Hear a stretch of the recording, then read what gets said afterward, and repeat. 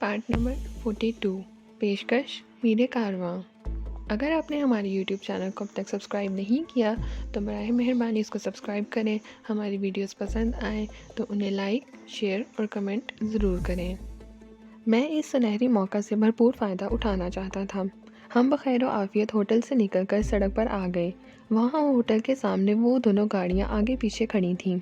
सुर्ख बहरूप वाली स्याह गाड़ी आगे थी, जबकि यमी शाह की खुली जीप उसके पीछे ही खड़ी की गई थी।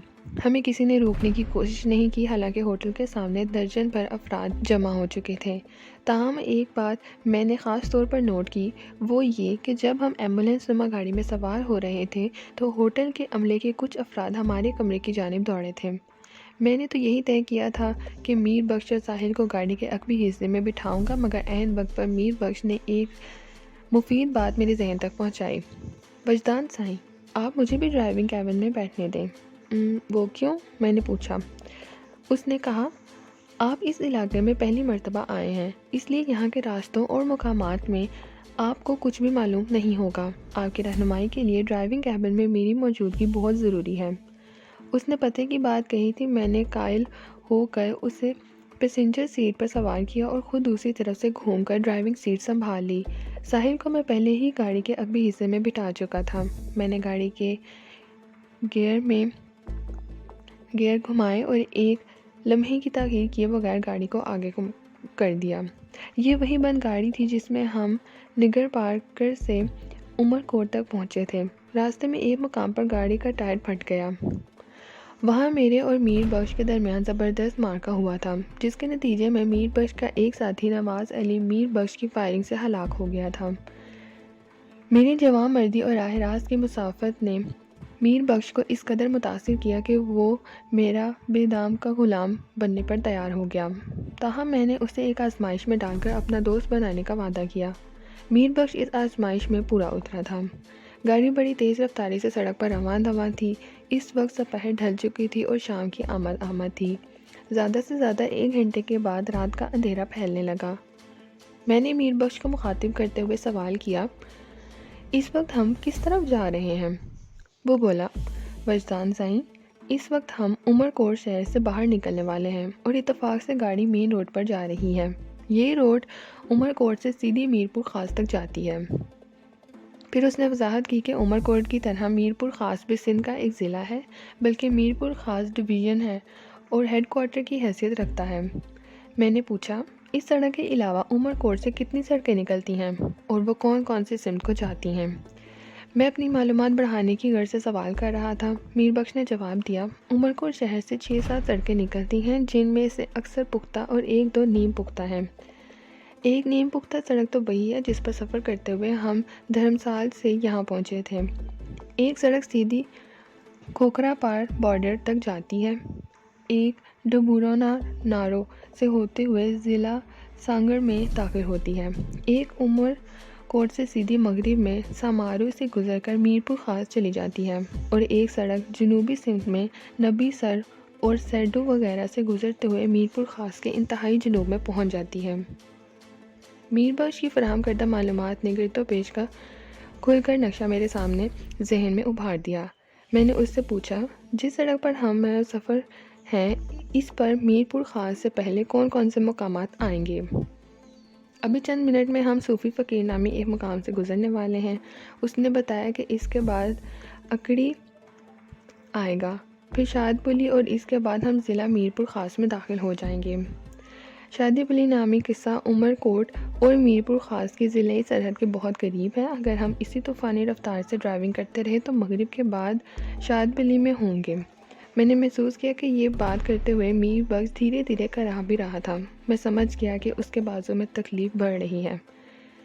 मैंने पूछा, क्या बात है मीर बख्श? कुछ नहीं साईं, वो पट्टी वाला बाजू दबाते हुए बोला। मैंने कहा, तुम ना भी बताओ तो मैं समझ सकता हूँ कि तुम्हारे ज़ख्मी बाजू में तकलीफ़ है। वो कोई जवाब दिए बगैर खामोशी से विंड स्क्रीन के पार देखने लगा। मैंने ड्राइविंग पर निगाह मरकूज़ करते हुए उसका ध्यान बटाने की खातिर पूछा, میرپور خاص سے کراچی جانے کے لیے ہمیں کون سا روٹ اختیار کرنا ہوگا؟ وہ بولا، اس سڑک پر سفر کرتے ہوئے ہم میرپور خاص شہر میں پہنچیں گے جو کہ ضلع کا شمالی حصہ ہے، وہاں حیدرآباد اور پھر کراچی۔ لیکن اس کے سپیڈو میٹر کی جانب دیکھتے ہوئے جملہ ادھورا چھوڑ دیا۔ اس نے پوچھا، لیکن کیا میر بخش؟ میں دیکھ رہا ہوں کہ ہماری گاڑی میں پیٹرول بہت کم رہ گیا ہے۔ وہ فیول بتانے والے ڈائل کی جانب اشارہ کرتے ہوئے بولا، میرپور خاص میں ہمیں ٹینکی فل کروانی ہوگی۔ کروا لیں گے، میں نے بے پرواہی سے کہا۔ تمہارے پاس کچھ رقم تو ہوگی؟ اس نے بتایا، ہاں سائیں، میں آپ کی طرف آتے ہوئے اپنی جمع پونجی بھی ساتھ لے آیا ہوں، کم از کم 10,000 روپے تو ہوں گے اس وقت میرے پاس۔ تم نے کل شام مجھے جو 2,000 روپے دیے تھے، ان میں سے کچھ رقم میرے پاس بھی بچی ہوئی ہے، میں نے بتایا۔ میرا خیال ہے اچھا گزارا ہو جائے گا، وہ اس بات میں سر ہلاتے ہوئے بولا۔ آپ ٹھیک کہہ رہے ہو سائیں۔ پھر اس نے پوچھا، آپ کا آگے کا کیا پروگرام ہے؟ میں نے کہا، فی الحال تو ہم کراچی جائیں گے، وہاں کچھ عرصہ قیام کرنے کے بعد پھر لاہور جانا ہے۔ یعنی اب آپ وڈیرہ اکبر سومرد کی طرف نہیں جائیں گے؟ نہیں، میں نے قطعیت سے کہا۔ میں جس مقصد کی خاطر وڈیرے کے بنگلے پر جانا چاہتا تھا وہ مقصد تو پورا ہو گیا۔ اکبر سومرو سے نہ تو میری کوئی دشمنی ہے اور نہ ہی کسی قسم کی دوستی۔ میں تو وہاں اس لیے جا رہا تھا کہ اس کے مہمان دوست کا دیدار کر سکوں۔ وہ بیچارہ لاہور کے ایک نواحی گاؤں سے مجھ سے ملنے کے لیے یہاں تک پہنچا تھا۔ تارا نے ہوٹل تک پہنچ کر میرا کام آسان کر دیا۔ میں تارا اور اس کے مشن سے بخوبی آگاہ ہو گیا ہوں، اس لیے واپس جانے کی ضرورت نہیں۔ اس کے سینے سے ایک اطمینان بھری سانس خارج ہوئی۔ وہ بولا، وجدان سائیں، آپ نے تو تارا کی اچھی خاصی برگٹ بنا ڈالی ہے۔ وہ ہوش میں آنے کے بعد ہمارے تعاقب میں نکل کھڑا ہوگا۔ وہ نکل کھڑا ہو یا نکل بیٹھ جائے یا پھر نکل کر لیٹ جائے، اس سے کوئی فرق نہیں پڑتا۔ میں نے گاڑی کی سپیڈ کو کچھ اور بڑھاتے ہوئے کہا، جب تک وہ ہمارے تعاقب کے قابل ہوگا ہم اس کی پہنچ سے بہت دور نکل چکے ہوں گے۔ میر بخش نے کہا، سائیں، ہمیں ہر صورت محتاط رہنے کی ضرورت ہے۔ یامی شاہ اور تارا جیسے لوگ بہت خطرناک ثابت ہوتے ہیں۔ ان کی ساری خطرناکی تو میں نے ہوٹل کے کمرے میں ناک کے رستے نکال دی ہے۔ میں نے ٹھوس لہجے میں کہا، اگر آئندہ انہوں نے میرے راستے میں رکاوٹ ڈالنے کی کوشش کی تو رہی صحیح کسر بھی پوری کر دوں گا۔ میر بخش نے اپنی دانست میں ایک اہم پہلو کی جانب میری توجہ مبذول کرواتے ہوئے کہا، وجدان سائیں، جب ہم ہوٹل کے کمرے سے نکلے تو تارا کا ایک ساتھی نیم بے ہوشی کے عالم میں کراہ رہا تھا۔ وہ ہوش میں آنے کے بعد دوسروں کو بھی ہوش میں لانے کی ترکیبیں آزمائے گا، اور پھر ہوٹل کے باہر جو لوگ جمع تھے وہ ہمارے وہاں سے نکلتے ہی کمرے کی جانب بھر گئے، جن میں ہوٹل کے عملے کے لوگ بھی شامل تھے۔ میں نے اس کی بات کاٹتے ہوئے کہا، چنانچہ ہمیں اپنے تعاقب سے محتاط رہنا چاہیے، یہی کہنا چاہتے ہو نا؟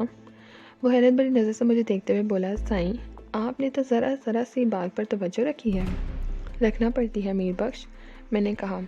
یہ تو کچھ بھی نہیں ہے، میں نے تو اس سے بھی زیادہ خطرناک اور خون ریز صورتحال کا متعدد بار سامنا کیا ہے اور ہمیشہ حاضر دماغ رہا ہوں۔ ہاں سائیں، وہ سراہنے والے انداز میں بولا، حاضر دماغی اس قسم کے معاملات میں بہت ضروری ہوتی ہے۔ میں نے کہا، مجھے امید ہے تارا، یامی شاہ اور موسیٰ میر سے از خود کوئی ہوش میں آنے والا نہیں ہے۔ وہ مزید 2-3 گھنٹے آرام فرمائیں گے۔ البتہ نیم بے ہوشی یا نیم ہوش مند عبداللہ اور ہوٹل کے عملے سے کچھ بعید نہیں۔ وہ یقیناً بے ہوش افراد کو ہوش میں لانے کی کوشش کریں گے۔ یامی شاہ وغیرہ کوئی عام لوگ نہیں ہیں۔ آپ ٹھیک کہہ رہے ہو سائیں، میر بخش تائیدی لہجے میں بولا، میں تو سمجھتا ہوں ہمیں جلد از جلد بہت دور نکل جانا ہوگا۔ میں نے ہنکارا بھرتے ہوئے گاڑی کی سپیڈ ایک ممکنہ حد تک مزید بڑھا دی اور کہا، ہم اس گاڑی کو میر پور خاص پہنچ کر کسی ایسی جگہ چھوڑ دیں گے جہاں سے فوری طور پر نظر میں نہ آ سکے۔ میں نے سوچا ہے آگے کا سفر ہم کسی بس وغیرہ میں کریں تو زیادہ مناسب ہوگا۔ وہ اس بات میں سر ہلاتے ہوئے بولا، سائیں، یہ آئیڈیا بہت اچھا ہے۔ پھر چونکنے والے انداز میں بولا، اگر آپ میری بات مانو سائیں تو ہم اور بھی محفوظ سفر کر سکتے ہیں۔ ہاں کہو، تم کیا کہنا چاہتے ہو؟ اس نے کہا، اس لانتی گاڑی کو ہم میر پور خاص میں کہیں چھوڑ دیتے ہیں، وہاں سے پھر پبلک ٹرانسپورٹ سے ہم حیدرآباد تک سفر کریں گے اور حیدرآباد سے آگے ٹرین کے ذریعے کراچی تک چلے جائیں گے۔ تمہاری تجویز میں جان ہے میر بخش، میں نے اتفاق کرتے ہوئے کہا، لیکن کیا تمہیں یقین ہے کہ اس وقت حیدرآباد سے کراچی کے لیے ہمیں ٹرین مل جائے گی؟ سائیں وہ پر یقین انداز میں بولا، کراچی میں داخل ہونے والی آخری ٹرین شالیمار ایکسپریس ہے جو لاہور سے علی صبح چلتی ہے اور لگ بھگ آدھی رات کو کراچی پہنچتی ہے۔ مجھے امید ہے جب ہم حیدرآباد پہنچیں گے تو اس ٹرین کا وقت ہو چکا ہوگا، ہم بآسانی حیدرآباد اسٹیشن سے شالیمار پکڑ سکتے ہیں۔ چلیں دیکھتے ہیں آگے کیا صورتحال پیش آتی ہے، میں نے اطمینان بھرے لہجے میں کہا، پہلے عمر کوٹ سے تو نکل جائیں۔ میر بخش ایک مرتبہ پھر گھائل بازو کو دبانے لگا، جس کا واضح مطلب یہی تھا کہ اس کے درد میں اضافہ ہو رہا تھا اور تکلیف برداشت کی حد سے آگے گزر رہی تھی۔ ہم کافی دیر پہلے صوفی فقیر کو پیچھے چھوڑ آئے تھے اور اکڑی کے نزدیک پہنچنے والے تھے۔ اکڑی کے بعد شادپلی کا سرحدی سفر تھا۔ میں نے ڈرائیونگ پر بدستور نظر مذکور رکھتے ہوئے میر بخش سے گفتگو جاری رکھی اور کہا، میر بخش میں جانتا ہوں تم بازو کی تکلیف کے باعث بڑی اذیت میں ہو، لیکن تم فکر نہ کرو، میرپور خاص پہنچتے ہی میں سب سے پہلے تمہاری مرہم پٹی کرواؤں گا، اس کے بعد ہی ہم آگے کا سفر کریں گے۔ وہ بولا، سائیں پٹی تو آپ نے کر دی ہے۔ اس کے ساتھ ہی اس نے اپنے زخمی بازو کی طرف اشارہ کیا اور کہا، اگر مزید کچھ ضرورت ہوگی تو کراچی جا کر دیکھ لیں گے۔ میں نے کہا، میں باقاعدہ مرہم پٹی کی بات کر رہا ہوں، یہ اسکارف تو ہنگامی حالات میں تمہارا خون روکنے کے لیے باندھا گیا ہے۔ خدا کا شکر ہے تم بچ گئے، ورنہ گولی اگر تمہارے جسم کے کسی نازک حصے میں پیوست ہو جاتی تو اس وقت تم زندہ حالت میں میرے ساتھ سفر نہیں کر رہے ہوتے۔ اللہ سائیں کے کام بہت نرالے ہیں وجدان سائیں، وہ فلسفیانہ انداز میں بولا، اللہ جسے رکھے اسے کون چکے سائیں۔ میں نے تصدیقی لہجے میں کہا، یہ بات تو تم بالکل ٹھیک کہہ رہے ہو میر بخش، میں بھی بارہا موت کے منہ میں جاتے جاتے بچا ہوں، اس لیے بچا ہوں کہ میری زندگی ابھی باقی تھی۔ زندگی اس لیے باقی تھی کہ مارنے والے سے بچانے والا زیادہ صاحب قدرت اور طاقتور ہے۔ واقعی جسے اللہ رکھے اسے کون چکھے۔ میں نے اپنی بات کے اختتام میں میر بخش کے الفاظ دہرائے تو وہ خوش ہو گیا، بولا، وجدان سائیں، وہاں ہوٹل میں جب آپ دارا سے گفتگو کر رہے تھے تو چودھری ملک نواز علی اور دارا کا ذکر بھی ہوا تھا، اس کے ساتھ ہی بھاری مالیت کے سونے کا تذکرہ بھی میں نے سنا تھا۔ اگر آپ مناسب سمجھتے ہیں تو مجھے بھی اس بارے میں کچھ بتاؤ، آپ تو سائیں میرا جینا مرنا آپ ہی کے ساتھ ہے۔ میں نے میر بخش کو ایک کڑی آزمائش میں ڈال کر آزمایا تھا، اس نے سچا درست شابہ ہونے کا ثبوت دیا تھا، چنانچہ کوئی حذف کرتے ہوئے میں نے میر بخش کو چودھری نوازش علی اور اپنے والدین کی دشمنی کے بارے میں تفصیل سے بتا دیا۔ دارا اور سونے کا ذکر بھی آیا اور میں نے میر بخش کو بتایا کہ چودھری کے ہر کار دارا نے کس طرح ایک طویل عرصے تک میرا جینا محال کیے رکھا تھا۔ سنگاپور، بینکاک اور ہندوستان اور نیپال وغیرہ میں ہونے والے مارکے بھی زیر بحث آئے۔ پھر ہمالیہ کی گود میں واقع سنگری مندر والا واقعہ بھی میں نے میر بخش کو سنایا۔ اس نے میرے جاں نثار ساتھیوں کے بارے میں متعدد سوالات کیے اور میں اسے ڈاکٹر جانکی، چترا پریتم، ٹھاکر بھانوت سنگھ اور دیگر ساتھیوں کے بارے میں بتاتا رہا۔ اسی دوران میں رات کا اندھیرا پھیلنے لگا، ہم اکڑی نامی مقام کو پیچھے چھوڑ آئے، اب شادی پلی ہم سے زیادہ دور نہیں تھا۔ ہمارے درمیان حالات حاضرہ پر مزید کچھ دیر بات چیت ہوتی رہی اور ہم شادی پلی سے گزر کر ضلع عمر کوٹ کی سرحد پر پہنچ گئے۔ اس سے آگے ضلع میرپور خاص کی حدود شروع ہو جاتی تھی، اس ضلعی سرحد پر ہمیں رکنا پڑا۔ ہم سے آگے بھی 8-9 مختلف قسم کی گاڑیاں رکی ہوئی تھیں، آثار سے یہی لگتا تھا وہاں کسی قسم کی چیکنگ ہو رہی تھی۔ جیسے ہی میں نے ایک جیپ کے پیچھے اپنی گاڑی روکی میں چونک کر اٹھا، ضلعی سرحد پر مجھے پولیس کی بھاری جمعیت نظر آئی۔ تھوڑی ہی دیر میں مجھے محسوس ہو گیا کہ وہاں پولیس کا ناکہ لگا ہوا ہے۔ میر بخش بھی صورتحال کو بھانپ چکا تھا، اس نے مانی خیز نظر سے مجھے دیکھا، اس کی نظر میں سینکڑوں سوال تھے اور سب سے اہم سوال یہی تھا کہ آیا یہ ناکہ ہمیں گھیرنے کے لیے لگایا گیا تھا۔ میں نے میر بخش کی طرف دیکھتے ہوئے سرگوشیانہ لہجے میں کہا، تم گاڑی ہی میں بیٹھو، میں نیچے اتر کر سنگن لیتا ہوں۔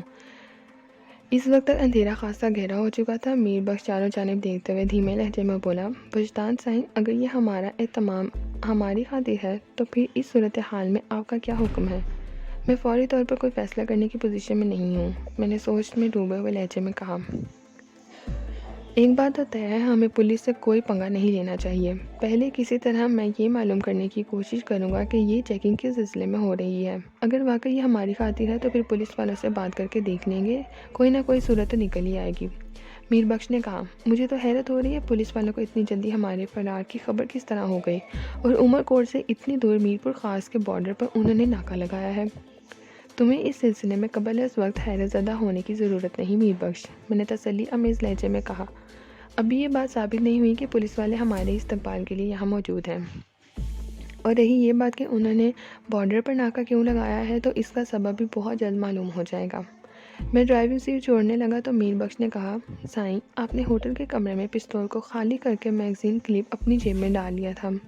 اگر آپ وہ میگزین مجھے دے دیں تو میں پستول کو بھر کر مفید تر بنا سکتا ہوں۔ میں نے ایک لمحہ سوچنے کے بعد گولیوں والا کلپ اپنی جیب سے نکال کر اس کی طرف بڑھا دیا اور تنبیہی انداز میں کہا، ٹھیک ہے تم پستول کو لوڈ کر لو، لیکن ایک بات ذہن میں رکھنا، اس کا استعمال انتہائی ناگزیر صورتحال میں کیا جائے گا، اور وہ بھی ایک حد تک۔ میں خواہ کسی انسان کی جان لینے کے حق میں نہیں ہوں، اور خاص طور پر قانون کے محافظوں سے تو ہمیں کوئی دشمنی مول نہیں لینا۔ آپ بے فکر رہو سائیں، وہ اسبات میں گردن ہلاتے ہوئے بولا، میں آپ کی بات اچھی طرح سمجھ رہا ہوں، انشاءاللہ آپ کو مجھ سے کوئی شکایت نہیں ہوگی۔ جب سے میں نے گاڑی روکی تھی ساحل کو میں نے بے قرار پایا تھا۔ بیک یوں مرر میں اس کے چہرے کے تاثرات کو بڑی وضاحت سے دیکھ پا رہا تھا۔ ہمارے درمیان موجود مضبوط شیشے کی وجہ سے بات چیت نہیں ہو سکتی تھی، اس لیے میں نے یہی مناسب سمجھا کہ گاڑی سے اتر کر ساحل کے پاس جاؤں اور اسے ہوشیار رہنے کی تاکید بھی کر دوں۔ ڈرائیونگ کیبن اور گاڑی کے پچھلے حصے میں ہلکی لائٹ موجود تھی جس میں گاڑی کے اندرونی ماحول کو بآسانی دیکھا اور سمجھا جا سکتا تھا۔ میں نے اپنی سائیڈ کا دروازہ کھولا اور باہر نکلنے کے لیے جیسے ہی گاڑی سے پاؤں باہر نکالا کسی گن کی سرتال میرے دائیں کندھے سے پیوست ہو گئی۔ میں ایک لمحے کے لیے سناٹے میں آ گیا، پھر اس سے پہلے کہ میں صورتحال کو سمجھ پاتا نہایت ہی شفاف لہجے میں مجھے حکم دیا گیا، شرافت سے اندر بیٹھو۔ اس کے ساتھ ہی کندھے کو نال سے ٹہوکا بھی دیا گیا۔ میں نے باہر نکلے ہوئے پاؤں کو واقعی شرافت سے گاڑی کے اندر پہنچایا، اس کے ساتھ ہی اس شخص نے دھڑ سے گاڑی کا دروازہ بند کر دیا جس نے تھوڑی دیر پہلے مجھے گاڑی کے اندر بیٹھنے کا حکم دیا تھا۔ اب میں نے گردن گھما کر بغور اس شخص کا جائزہ لیا۔ اس کے جسم پر سچے لباس میں نے فوراً سمجھ گیا کہ اس کا تعلق محکمہ پولیس سے تھا۔ وہ اندھیرے سے اچانک ہی نمودار ہو کر میرے سر پر پہنچ گیا تھا۔ اس کے ہاتھ میں کلاشنکوف بھی تھی جو میرے کندھے پر ہٹ چکی تھی، تاہم اس کی ناک کا رخ گاڑی کے ڈرائیونگ کیبن کی طرف تھا۔ تم زیادہ ہوشیار بننے کی کوشش نہ کرو، اس مسلح پولیس والے نے تہمکانہ انداز میں کہا۔ پیچھے دور تک ہمارے مسلح جوان موجود ہیں، تم فرار نہیں ہو سکو گے۔ میں نے اس کے شانے پر سجے پھولوں سے اندازہ لگایا کہ وہ ASI رینک کا پولیس افسر تھا۔ میں نے اس کی جانب دیکھتے ہوئے نہایت شائستہ لہجے میں کہا، ASI صاحب، میں کہیں فرار ہونے کی کوشش نہیں کر رہا، تم مجھے چکر نہیں دے سکتے۔ وہ مجھے گھورتے ہوئے بولا، پتہ نہیں تم مجھے شک کی نگاہ سے کیوں دیکھ رہے ہو؟ میں نے کہا، میں تو باہر نکل کر گاڑی کے پچھلے حصے کی جانب جا رہا تھا، وہاں ہمارے ایک ساتھی موجود ہیں، مجھے اس سے ایک ضروری بات کرنا ہے۔ خوش لہجے میں بولا، تمہیں جس کسی سے جو بھی ضروری بات کرنا ہے وہ چیکنگ کے بعد کرنا، فی الحال چپ چاپ گاڑی کے اندر بیٹھے رہو۔ ٹھیک ہے سائیں، میں نے نہایت فرمانبرداری سے کہا۔ اب میں یا میرا کوئی ساتھی گاڑی سے باہر قدم نہیں نکالے گا۔ ویسے یہ تو بتا دیں کہ یہ چیکنگ وغیرہ کس سلسلے میں ہو رہی ہے؟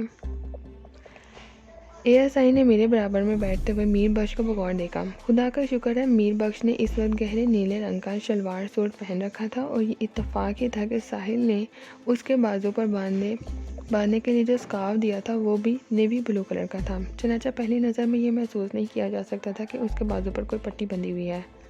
ASI نے میر بخش پر ایک سرسری سی نگاہ ڈالی اور پھر گاڑی کے عقبی حصے میں جھانکنے لگا جہاں ساحل موجود تھا۔ اس سفر کے دوران میں گاڑی کا ایئر کنڈیشن آن نہیں کیا گیا تھا، اس لیے پیچھے حصے کی کھڑکیاں کھلی ہوئی تھیں۔ ویسے بھی ہم جن حالات میں ہوٹل سے نکلے تھے اس میں ایئر کنڈیشن کے آن یا آف کرنے کا کوئی سوال پیدا نہیں ہوتا تھا۔ ہم جو ہیں جہاں ہیں جیسا ہے کی بنیاد پر گاڑی میں بیٹھ کر فرار ہوئے تھے۔ تارا اور اس کے ساتھی نے گاڑی کو جیسے وہاں چھوڑا تھا ہم اسی حالت میں لے کر آگے بڑھ گئے۔ ASI گاڑی کے لمحاتی معائنے کے بعد ریڈ الرٹ ہو گیا۔ اس کی آنکھوں میں نمودار ہونے والی چمک سے میں نے اندازہ لگایا کہ اس نے ہم میں اور گاڑی میں کوئی خاص بات نوٹ کی، جبھی وہ کلاشنکوف کو بھی زیادہ احتیاط سے تھام کر کھڑا ہو گیا۔ میں نے بدستور نرم لہجے میں اپنا سوال دہرایا، سائیں آپ نے بتایا نہیں یہ چیکنگ کس سلسلے میں ہو رہی ہے؟ یہ بات تمہیں DSP صاحب بتائیں گے، وہ سپاٹ آواز میں بولا۔ ڈی ایس پی صاحب کیوں؟ میں نے چونکے ہوئے انداز میں دریافت کیا۔ اس نے بتایا وہ اس لیے کہ یہ چیکنگ انہی کی نگرانی میں ہو رہی ہے۔ مگر چیکنگ اس بات کی ہو رہی ہے؟ وہ دائیں بائیں محتاط نظر سے دیکھتے ہوئے بولا، ڈی ایس پی صاحب کو ایک گاڑی کی تلاش ہے، ایسی گاڑی جس میں 3 افراد موجود ہوں، 1 لڑکی 2 مرد۔ اتنا کہہ کر اس نے ایک مرتبہ پھر گاڑی کے عقبی حصے میں جھانکا۔ اے ایس آئی کی آنکھوں میں کوئی ایسی بات ضرور تھی جو مجھے بے چین کر رہی تھی۔ میں نے غیر محسوس انداز میں قرید جاری رکھی۔ اس دوران میں گاڑی کو چیک کر کے جانے کی اجازت دی جا چکی تھی، چنانچہ مجھے اپنی گاڑی کو تھوڑا آگے بڑھانا پڑا۔ اے ایس آئی اب مائل بہ گفتگو نظر آ رہا تھا۔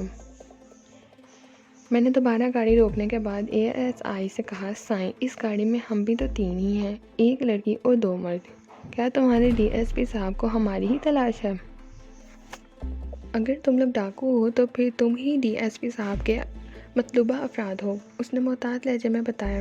انہیں 2 ڈاکوؤں اور 1 مفوہ کی تلاش ہے۔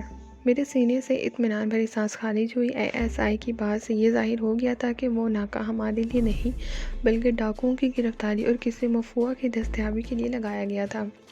میری طرح میر بخش نے بھی سکون کی سانس لی۔ اب میں پہلے سے زیادہ پراعتماد ہو چکا تھا۔ میں نے اے ایس آئی کو مخاطب کرتے ہوئے کہا، سائیں آپ بھی عجیب بات کرتے ہو، کیا ہم آپ کو ڈاکو نظر آتے ہیں؟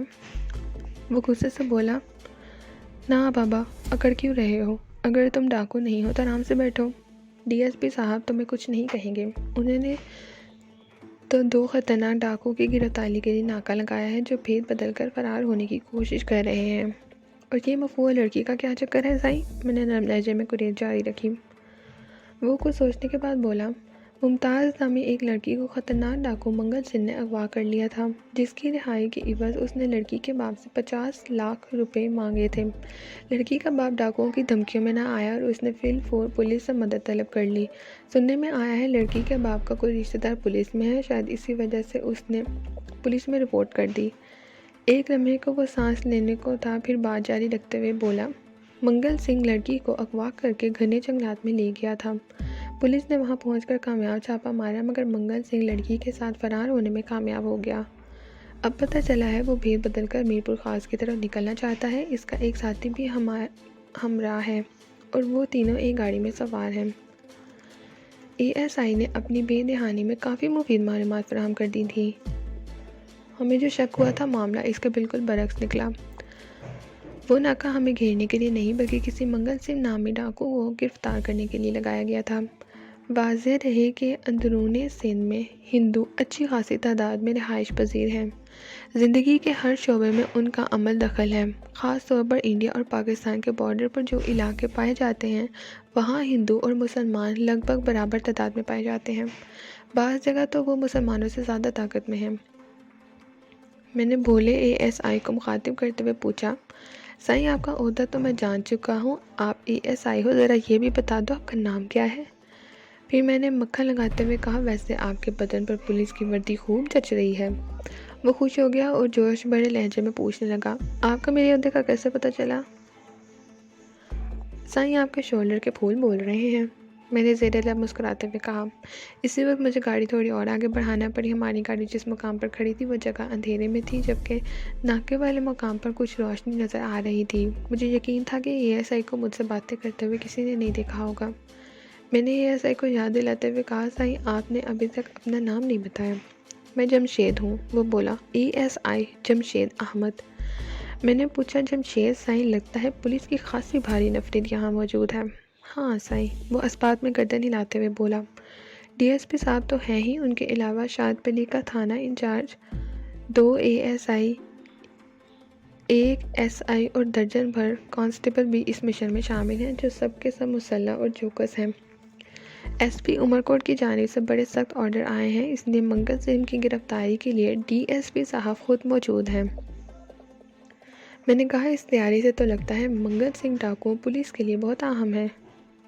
بہت اہم سائیں، اس نے تائید کی، ممتاز نامی لڑکی کسی صاحب حیثیت شخص کی بیٹی ہے اور اس نے پولیس میں بہت اوپر سے سورس لگائی ہے۔ ویسے بھی پولیس منگل سنگھ کو کافی عرصے سے تلاش کر رہی تھی، اس کے کھاتے میں ڈکیتی، اغوا اور قتل جیسی کئی سنگین وارداتیں لکھی ہوئی ہیں۔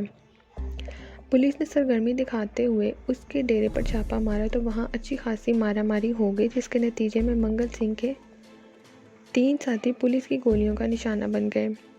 मंगल सिंह अपने एक डाकू साथी के साथ फरार होने में कामयाब हो गया। महुआ मुमताज़ इसी के कस्बे में है। पुलिस ने अपनी खुफिया तहकीक से ये मालूम कर लिया कि मंगल सिंह हमें भेस बदलकर उमरकोट से मीरपुर खास जाना चाहता है। चुनांचे एसपी साहब ने फौरी अहकाम पर डीएसपी साहब ने दोनों इस्लाह की सरहद पर नाका लगाया है।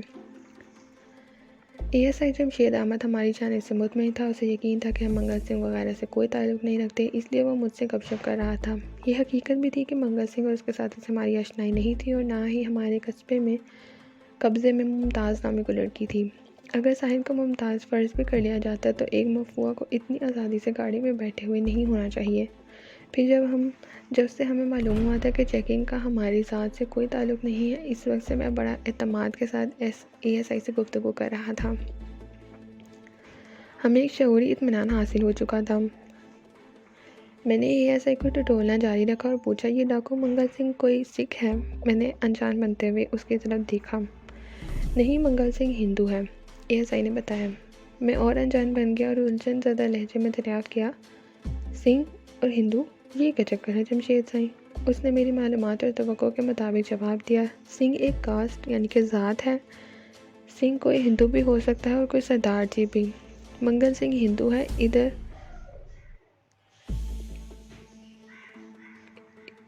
जंगलात हैं, उसने अपना डेरा वहाँ बना रखा है।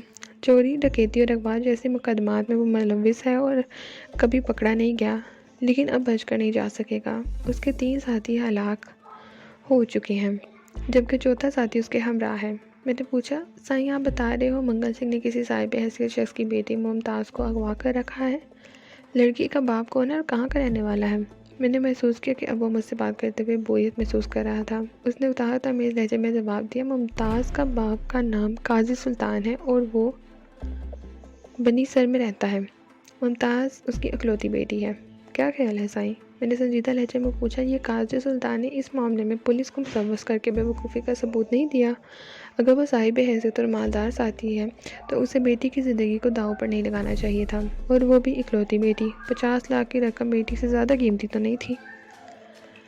एएसआई जमशेद चूँकि पुलिस वाला था, इसलिए पुलिस से मुतल्लिक मेरा इज़हार ख्याल उसे कुछ ज़्यादा पसंद न आया। पूरा समूह बनाते हुए उसने कहा, साईं यही बात तो आप लोगों की समझ में नहीं आती। कौन सी बात जमशेद साईं? ना बाबा, आप लोगों ने पुलिस को पता नहीं क्या समझ रखा है। वो बाजारी से बोला, अगर काजी सुल्तान ने अपनी बेटी की वापसी के लिए पुलिस से मदद हासिल की है तो इसमें बेवकूफ़ी वाली कौन सी बात है? पुलिस का तो काम ही अवाम की मदद करना है। मैंने कहा, आप ठीक कहते हो साईं, पुलिस का काम अवाम की मदद बल्कि खिदमत करना है, मगर बेवकूफ़ी से मेरा मुराद ये थी कि इस तरह डाकू मंगल सिंह तैश में आकर मुमताज़ को भी कत्ल कर सकता है। आप बता चुके हैं उसके खाते में कई कत्ल लिखे हुए हैं। उसने बगौर मेरा जायज़ा लिया और कहा, लगता है तुम्हें डाकों की अगवा करनगान की नफ्सियात वगैरह से ज़्यादा वाकफियत नहीं है। बाबा, अगर काजी सुल्तान मंगल सिंह का मुतालबा पूरा करते हुए उसे 50 लाख रुपए दे भी देता, तब भी मंगल सिंह मुमताज़ को ज़िंदा न छोड़ता। तुम तो कुछ पता ही नहीं इन डाकों के बारे में। ठीक कहते हो, मैंने मानिखेज़ अंदाज में सर हिला दिया। इसी वक्त एएसआई को एक ऐसी बात याद आ गई जो बहुत पहले याद आना चाहिए थी। वो अब तक मेरे सवालात के जवाब दे रहा था, हालांकि पुलिस अफसर होने के नाते उसे मुझसे सवालों की बौछार कर देना चाहिए थी। पता नहीं वो किस किस्म का एएसआई था। खैर, बतौनी किस्म के अफराद इस तरह की हिमाकतें करते ही रहते हैं। एएसआई बिलाशुबा एक बतौनी शख्स था जो मेरी बातों में लगकर अपने मकसद से हट गया था। अब वो पूरी तरह मेरी जाने में तवज्जो हो गया और उसने पूछा, तुम लोग किधर से आ रहे हो साईं? मैंने पूरे तमाम लहजे में कहा, हम उमरकोट शहर की तरफ आ रहे हैं। कहाँ जाने का इरादा है? मीरपुर खास जाएंगे, मैंने बताया। उसने पूछा, उमरकोट के रहने वाले हो या मीरपुर खास के? मैंने कहा, उमरकोट में मेरे रिश्तेदार रहते हैं, मैं उनसे मिलकर मीरपुर खास जा रहा हूँ।